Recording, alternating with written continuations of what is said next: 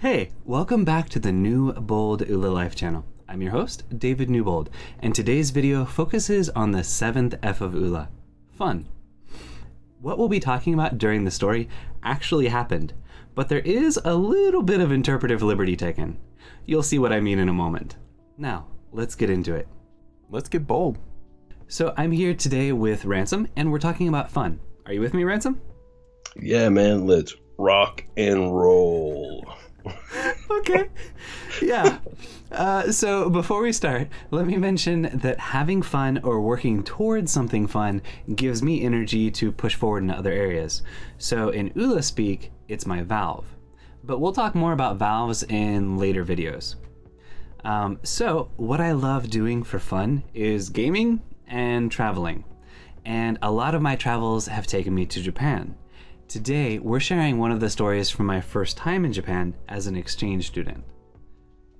But actually, we have to start before I went to Japan, because at my college, we had an exchange program where Japanese students would come to the US and study for a year, and we would send twice the number over to Japan for half a year. And so during our freshman year, we met a wonderful lady by the name of Hime. I'm not going to go into her full name, anything like that. Let's do confidentiality. But when we were in Japan, her dad introduced us to quite a few different things and took us out to dinner. He was really nice and quite wealthy, it would seem. And so while we were there, our friend Hime-san invited us to join her dad and his friends at the Naked Men Festival. Whoa, hold on. Remember, man, this channel is PG-13. Don't go into rated R zone, okay? No, we won't be going into rated R territory. Okay.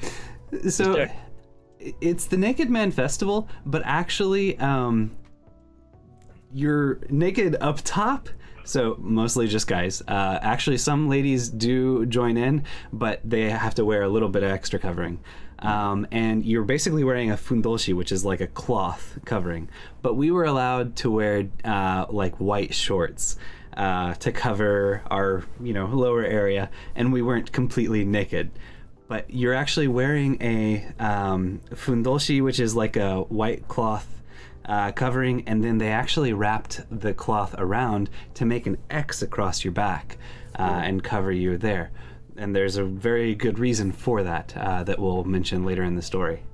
But so on the day of the festival, we go to an izakaya, which is like a hangout bar, but you eat food as well there. And it was run by her father's friends. And as we're showing up, meeting the different people there, all her father's friends, we're like, huh, this is their izakaya. And some of these guys we're meeting are very interesting characters. And we're starting to get an inkling that, these guys might be Yakuza. There's no guarantee. We never had 100% confirmation.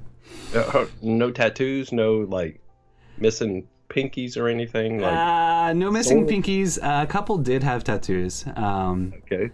But nothing extravagant. Okay. And so, not quite sure, but we got the impression maybe these guys are Yakuza. And so it's like, okay, but they're really nice people. Actually, all my interactions with Yakuza, I've met Yakuza on a number of different occasions, have been very positive. Because, the police, they're kind of like soldiers here. If you don't meet them on the field of battle, and you don't do anything to piss them off, then they're usually just really nice people. But you meet them on the field of battle, you get in their way, or you piss them off, of course. There are jerks, in the military as well, and there are jerks in Yakuza as well. So you've got the spectrum. But the majority of my interactions actually have been rather positive. Now, I'm not going to say to anybody, yeah, go hang out with Yakuza. But don't necessarily be scared. Be smart, but you don't have to be scared if you encounter Yakuza. Okay, back to the story. Good. Thank you for that public announcement. Do not be afraid of the Yakuza. As long as you don't hurt them, they won't hurt you. Like that. Yeah, Basically, or at least that was my experience. I'm sure others have, encountered the not so pleasant types. So, negative experiences too. But I've been fortunate in that respect. So, okay. So we're at the izakaya, dressing up, getting into these fundoshi and wearing the cross cloth and realizing that, okay, so maybe these guys are Yakuza. And while we're there, they introduce us to this guy named Georgie. And so he goes by the nickname George. I was going to say Georgie. I heard Georgie there. Basically. And they're like, okay, so Georgie is going to take care of you today. Like, stick with Georgie. He's going to protect you. He's going to keep you safe. Hold on, have you, take care of you? Because he's like, no. Like, you're here, but I was like... Or at least we didn't hear it that way. No. Okay, just check.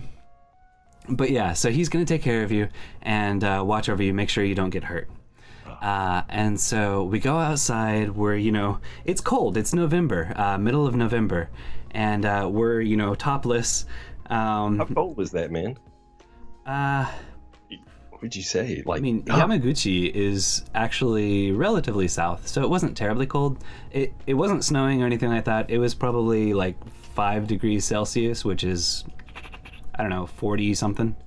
That's too cold to be running around basically in a cloth diaper. Well, yeah. And right? Actually, it got colder as the time went on. We go into the evening. But trust me, there was plenty to keep us warm because we're actually going around. We're carrying this little mini shrine thing, and we're going around.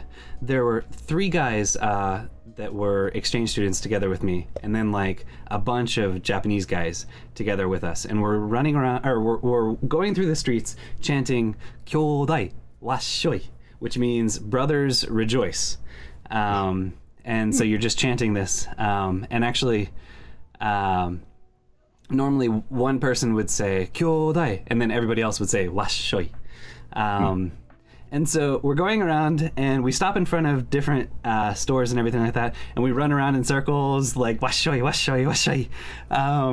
And they give us amazake, which is sweet rice wine. And I was actually just 19 at the time. So, and the other exchange students also were 19. I don't think anybody was over 20 yet. So the drinking age in Japan is 20. And citizen. Amazake has a little bit of alcohol. And if you drink enough of it, you will get drunk. But we were okay to drink just a little bit, but we didn't take too much. And so my friends and I were sober for the most part. The Japanese guys had been drinking so much that as we're continuing to, stop at these different places and they're drinking more and more and more, we start the whole mini shrine thing that we're carrying is wavering, swaying back and forth. And one time, actually, a couple of the Japanese guys fall into the crowd that's watching from the side. And so it's like, okay, this is crazy. These guys are plastered. We get to the base of the Hofu Shrine, where there's these stone steps that are 5 stories of stone steps. And they're like, okay, when you get to the base of the steps, you have to run up the stairs all the way to the top. And my friend Aaron and I look at each other and we're like, there's no way. These guys are stumbling over, just walking, chanting and stuff like that. There's no way we're going to make it up these stairs and not fall over. And so this is going to end terribly. But we get to the steps and they're like, okay, go, go, go, go. And so we're running up. And my friends and I are essentially sober. We're stumbling so much more than the Japanese guys. The Japanese guys are just like, whoop, whoop, whoop, whoop, whoop. And we're like, oh my gosh, oh my gosh, oh my gosh, oh my gosh. And so they were perfectly fine, even though they had been falling over moments earlier. And it didn't make any sense to us. But we hand that off, and then they go and have plum blossom stamps that they stamp all over our body and over our white cloth and everything like that. And so we're covered in now red ink as well, that's blotting out a lot of the white cloth on us. And so we're hanging out and we meet our friend Hime-san, who is with our female exchange student friend. And there, we talk with him a little bit. and find out that right around 6 o'clock at night, they're going to open the main shrine. And inside there, of this jinja, well, it's a shrine. But there's this huge 2-ton shrine that everybody who comes to this festival, all the guys who are participating in it, run into the room. And if you touch the shrine before it leaves the courtyard, you're supposed to have a year of good fortune, really, really great fortune. And so people are diving in there trying to get to the shrine as quickly as possible and touch it so that they can have this good fortune. But then there are people like beating them away because it's basically a stampede of people, and it's super dangerous. And a ton of the people are drunk. So Georgie is like pulling us back, and he's like, no, dangerous. You don't want to go in there. And so we're like, okay. And then you have this massive bodies, like guys pushing on guys to move this 2-ton shrine, like force it. So a wave of bodies compressing and then coming out, and like you stumble backwards, and you're trying not to fall over the people behind you and in front of you. All while wearing a cloth diaper. Yep, pretty much. So it's a crazy festival. So we get it out, and we push this 2-ton shrine to the top of the 5 flights of stairs, right? Stone stairs. And they're like, okay, you want to be really careful. And what we noticed was actually Hime-san's friends, our dad's friends, were the ones taking charge of the like directions and telling people what to do and everything like that. So again, Yakuza maybe kind of taking control of the local stuff, but making sure everybody's safe.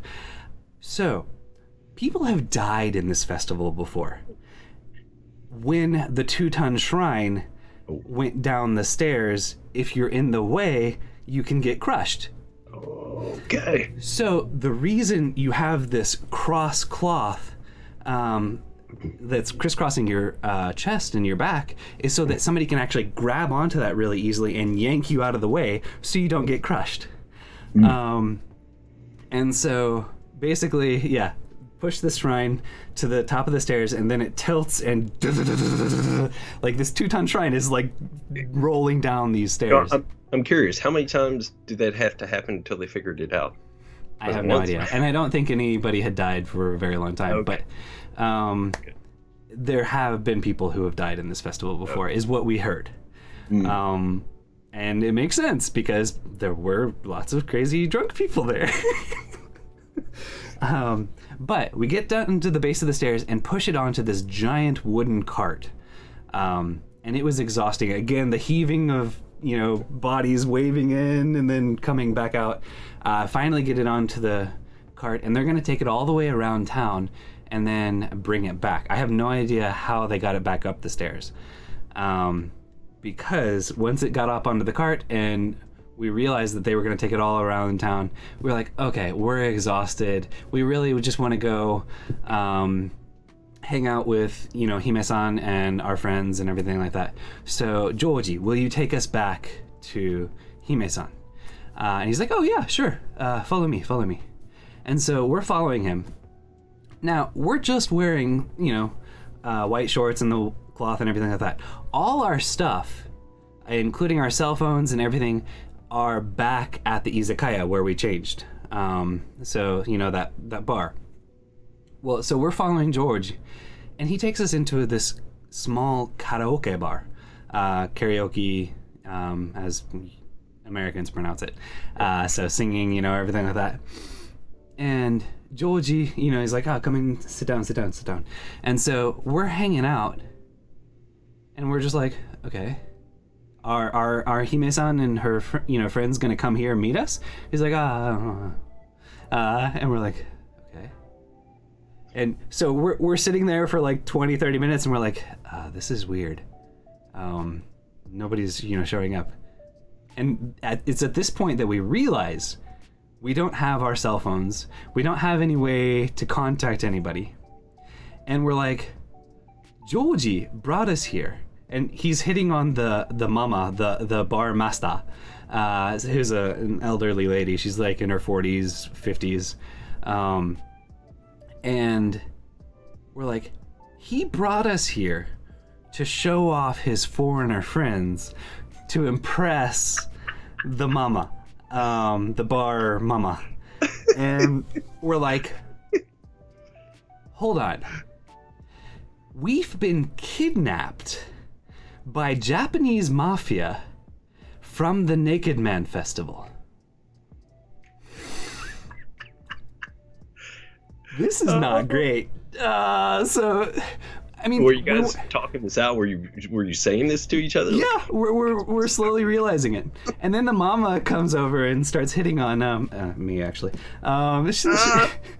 And because I'm like, oh my gosh, I'm exhausted. I just want to go. And so she was trying to like comfort, stuff like that. It was such a weird situation, though. And so what we do is we realize that Georgie has his cell phone on him. So we wait for him to get thoroughly plastered. And then we get his cell phone from him and manage to get a hold of our friend Hime-san. And she comes and picks us up. And takes us back to her family's place, and we get all our stuff and go back to stay with our host families and everything. But essentially, yeah, we were kidnapped by Japanese Mafia from the Naked Man Festival. Admittedly, some, interpretive liberties taken, but yeah. And I mean, looking back on it now, it's hilarious. I was kind of going with the flow at the time, but also like, oh my gosh, what in the world is going on at the time? But yeah, it was crazy. So experiences like that, things you just get to do while you're traveling and, integrating with the local culture, having fun, your local friends introduce you to stuff. That kind of stuff is so much fun to me, and it evokes my passions. And so being able to jump into experiences like that is my valve, is my motivator. And so Oola fun can be kind of crazy. It sounds like it, man. It's an amazing story. But I do want to do this out here. Georgie, if you're out there listening and you want to find us, he's just kidding. You're an amazing and beautiful individual, and there's no need to, do a recompense or anything to do that. No need for Yakuza justice. No samurai. Nah.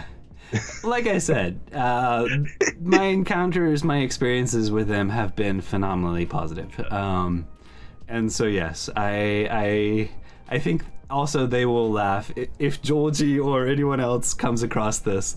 They'll laugh and enjoy it too. A retelling from the exchange student's perspective. But yeah, so fun times. Okay. But yes, and actually we're gonna close today's video here, but we will actually be back for part 2 with a fun story from Ransom next time. So yeah, thank you guys for hanging out, thank you for listening, and may you have a wonderful week. See you. And that's it this time. I hope you enjoyed. If you did, be sure to tap that like button, smash that subscribe button, and share your thoughts or questions in the comments below. We'll be coming back to fun part 2 in a couple weeks, but first, we've got an interview with a very special guest next week and the following week. So be sure to come back and check it out. Until next time, remember to seek new challenges, make bold choices, and keep it balanced. Cheers.